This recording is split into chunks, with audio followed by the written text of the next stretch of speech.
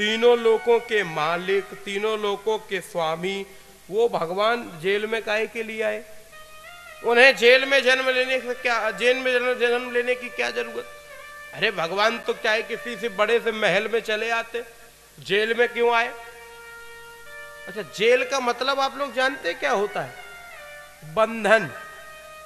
Jail में रोटी मिलती है ना, कोई सज्जन अगर गए हो कभी, भगवान न करे जाने पड़े किसी को, जेल में रोटी मिलती है। हमें कोई बता रहा था, हमारे रोटी भी मिलती है, छत भी मिलती है, कपड़ा भी मिलता है, सब व्यवस्था जेल में मिलती है, लेकिन जेल में जाना कोई नहीं चाहता। जेल का मतलब आप लोग समझते हैं? जेल का मतलब होता है बंधन। घर में भी खाना मिलता है, घर में भी सोने को मिलता है, घर में भी महज कपड़ा मिलता है, लेकिन घर में अपनी मर्जी से मिलता है और जेल में सरकार की मर्जी से मिलता है। तो जेल का मतलब क्या होता है? बंधन। कलिकाल में जो बंधन स्वीकार करेगा उसी का मूल्य होगा।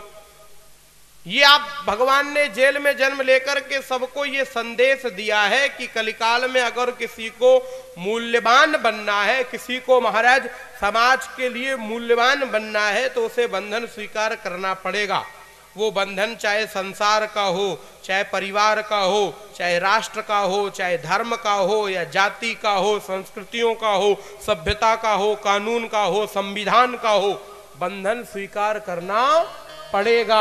और बंधन स्वीकार नहीं करोगे तो मूल्य ही नहीं होगा। कोई बंधन तो मानोगे, साधु बन जाओगे, मान लिया, घर के बंधन से मुक्त हो, क्या धर्म के बंधन से मुक्त नहीं होगे ना?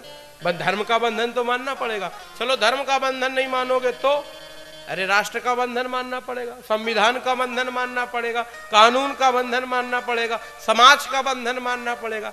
ऐसा नहीं हो सकता कि आप अपनी मनमर्जी से चलने लग जाओगे। नहीं, हमारे यहाँ कहा गया कि अपनी मनमर्जी से कोई नहीं चल सकता। हमारे यहाँ बंधन स्वीकार करना पड़ेगा, और जो बंधन स्वीकार करेगा उसी का मूल्य होगा।